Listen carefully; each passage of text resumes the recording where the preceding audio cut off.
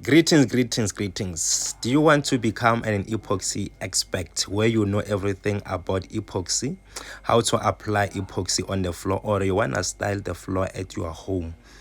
Everything that you want concerning epoxy, just feel free to contact Mr. Epoxy, because in Mr. Epoxy we do training and we do sell the material. Our training is 3,850. It takes 2 days, theory and practical, and upon completion you get your certificate where you can apply everywhere you want. And we also have a stucco paint. Stucco paint is the epoxy that we apply on the wall.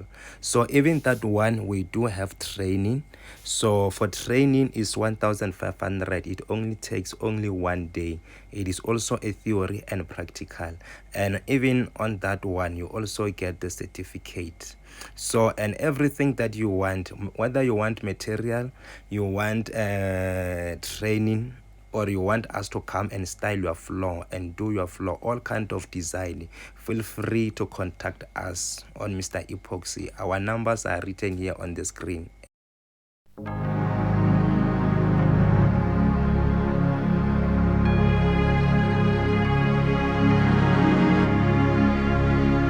Uthi yabona ngoku ndize njengomlilo, ndiyavutha ngumsindo ngenxa yokufa nokubhubha kwabantu bam befunxwa igazi labo. Ndihlutshwa kukululama kwenu, makholwa nina bakhonzi bam. Utshaba luyazenzela, nilele. Uthimba abe axhele nikhona, nindikhonza nilibele zinto zenu. Kodwa nilele, ndinibizele emfazweni Khalipha. Le ndawo uyibonayo ikhona. Ndaye ndixhelekile kuba imiphefumlo emininzi iphelele khona. Nade navumelana nayithi igama, nalivuma, nalibiza. Ngoke ziyajika izinto. Ndabuza, Nkosi, kuphi kule ndawo? Ndavezelwa ibhodi ebhalwe Engcobo. Ndisajongile ndabona igama elibhalwe Satan's Neck bold. Ndothuka ndathi, hayi Nkosi, akuhanjwa apho. Kunengozeni, bayafa abantu phaya. Ndeva kusitshiwo. Yathi inkosi, kungenxa yokuba kunesibingelelo esamiliselwayo khona, esifunxa igazi, esimbangela yengozi zonke ezehlayo e-Eastern Cape. Samilisela, sathiywa negama, ngoko ke siyabenza.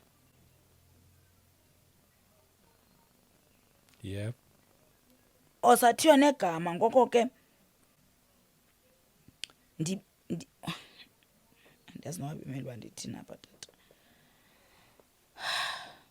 Ngoko ke ndibizela ikumkani, amakhosi, amaphakathi namabambela. Waye Nkosi tata ingabizela amakholwa odwa athandazayo, ibiza amakhosi namaphakathi nabo bonke abantu. Ayitshonga abakholwa, iyababiza qha. Wayibabiza. Angeke ngibe nesho kodwa ngokuthi amakhosi akhethwa yiyo. Ngiyacabanga nokuthi amakhosi ngawaphethe umhlaba. Yes, abekwe uyinkosi ukuthi bona abaphathe umhlaba. Yesu uqinisile. Ngoba benifuna mna ithi ndibizele bonke abantu abakholwayo bayothandaza phaya. But ngoku ithi ndibizela amakhosi, amakhosi amaphakathi namabambela. Andiwazi amabambela zintoni. Abathandazi, abanquli bonke, ababethi bohadi nezinto ezidumayo, abalwi bayothandaza kudilizwe le altar Khalipha. Niyodiliza, nimise into endothi yimiseni. Caba ayikapheli lapha ke. Ndibongile, ndabulela ndathi, yu Nkosi, sofuna nithukwe kwakhona. Iyakonwabisa into yokuthukwa kwam kweli lizwe lonke. Ixolo Nkosi, kodwa nam ndikhathele. inkosi iphendle yathi Yarebi wavuma ukuhamba nam Yebo. nam ndazinyulela wena wena uyimboni yesizwe ngoko ke okonakalayo wakubona wakwenza igazi lonke loba phezu kwentloko yakho ndiyakubuza kuwe wonke umonakalo wesizwe kuvele amazwi Luka 12 verse 48 ke yena obengazi wenza ke okufanele imivumbo which means once wenza into ufuneka ohlwayo wathunywa into wangayenza Yebo. uyohlwayo wenza okufanele imivumbo uyakutyatyulwa ibe mbalwa Yebo. kuba ebetheni yena ubengazi Bengazi. kubo bonke abanikwe okukhulu kuyakufunwa okukhulu kubo nawo lowo ekubekwe okukhulu kuye kuyakubizwa okungaphezulu. Amen. So kuba ndiyayazi lento kuyakufunwa yonke lento Nkosi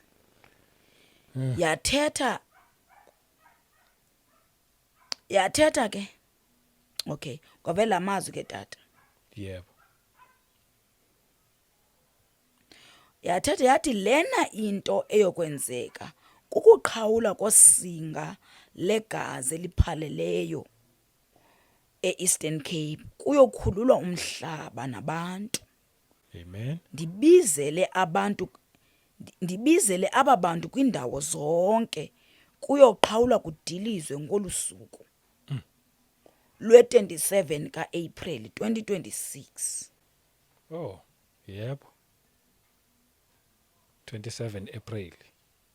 Ndiphinde ndiyanazi uba ningabaphicoti bezibhalo. Yebo. Nizawuphicotha nithi uApril wavela phansi kwamanzi u27 u27 uchaza lokyana lokho ya futhi holiday. futhi iholiday kaSathana. Yo, ay. Yo ndafa nini baphice bezibhalo.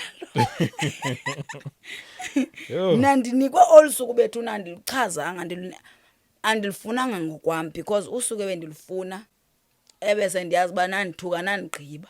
Yebo.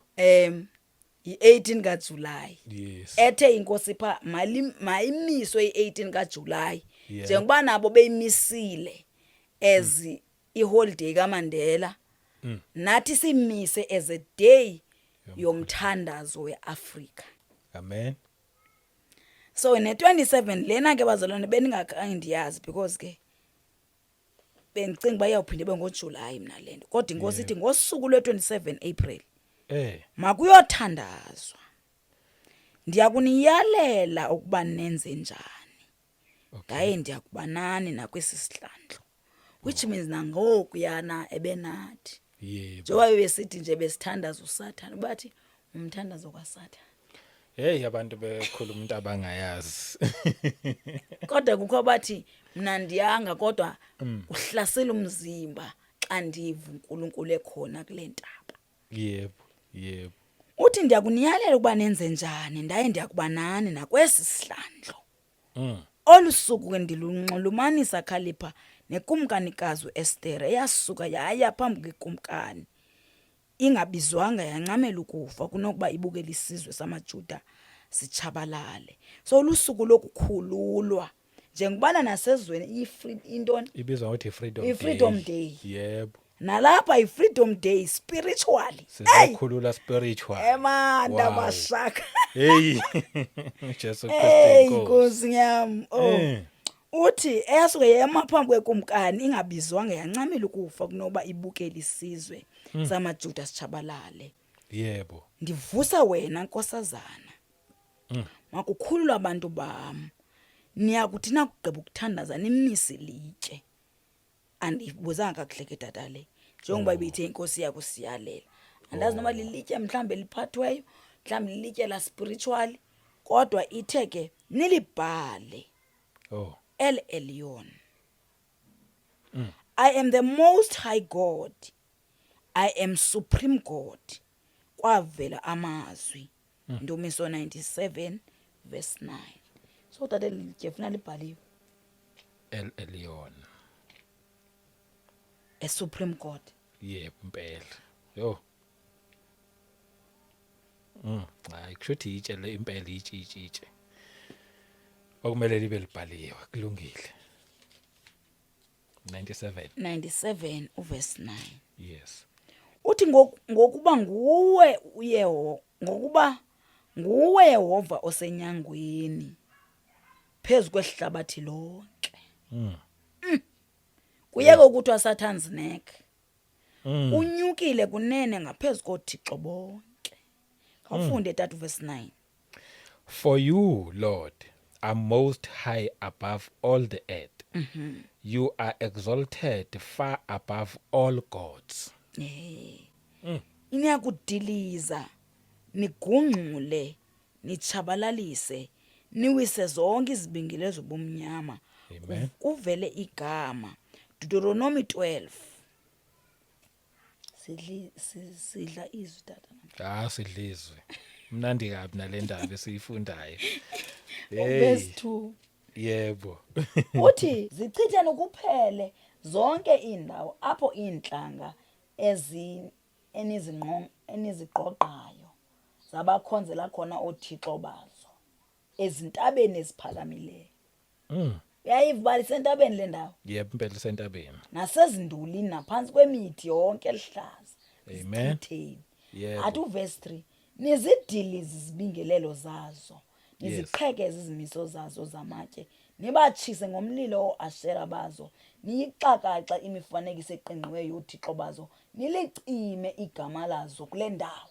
Amen. Kuyocinywa uSatan's neck kuyobhalwa El Elyon. Igama Haleluya. likaNkulunkulu. Igama likaBaba wethu phezkonke. Uteke omnye ke. Yebo. Emamela tata. Wathi yo lo sisi unendlela yokuxoka man and uxoka kamandi. Hawu. Utshilo ba ku WhatsApp wathi yo Aisha uyakwazi uxoka sisi and uxoka kamnandi uyamameleka. Bantu. Wathi ke Ayi. verse 4 ize nenje njalo ize ke ningenje njalo hayi masibuye ku verse 4. I think ukhuluma ngo3 apha. Yebo. No 2. Because ithi niyakudiliza nigungxule nichabalelise niwise zonke izibingelelo zobumnyama kuvele igama. Ndibulele ke ndathi ndiyokwazisa Nkosi njengoba undithumile. Yathi inkosi khalipha mkhonzi wam buyiselani umoya oyingcwele wami eSouth Africa. Yebo. Buyiselani umoya oyingcwele wami ezindaweni zonke enihlangana kuzo. Buyiselani umoya wami oyingcwele yena uya kunikhokhela nifundise. Mamkeleni ngokusesikweni ndivumile kodwa ndiyaxakwa kuba kwanongoma sambuyisela samamkela kodwa ndavuma ndathandaza. Amen. Amen. Ndishoti ngolo hlobo ke bazalwane ndizise lowo mbiko. Wokuthi nge27 kaApril Yebo. kunento ethi inkosi imbangela yengozi zase Eastern Cape zibangelwa indawo enayithiya ngokwena ndabana yathiwa ngubani nayibiza ngoba intamo kaSathane. Abanye ke bathi kukaSathane. Nokuthi ke tata mina ndiyazi andikaze ndakhe ndangumuntu oyayo ngaseNcobo. Ndethukile kuba bengicinga mhlawumbe inkosi izawukhe ithi mhlawumbe kuba khona indawo endiyazi inkosi yakhe yasithuma kuyo. Ebengicibiza ubiza yona. But ngoku inkosi ithetha ngeSatan's neck. Yebo. Bazalwane ndiyanimema zikumkani ngoba ayibizwanga kule game ipresident. Caba uThixo uyibonile bayifuna ufa. Wathi makayiyeke. Ubiza ikumkani ngoku. Yebo. Ababethu lapha abefundisi iworshipers uthi ngabanquli ababethi luhadi imboni ezibizwe uNkulunkulu ke. Iceba ngabaprofeti abo. Yes. Omama otata kuyodilizwa leyo nto.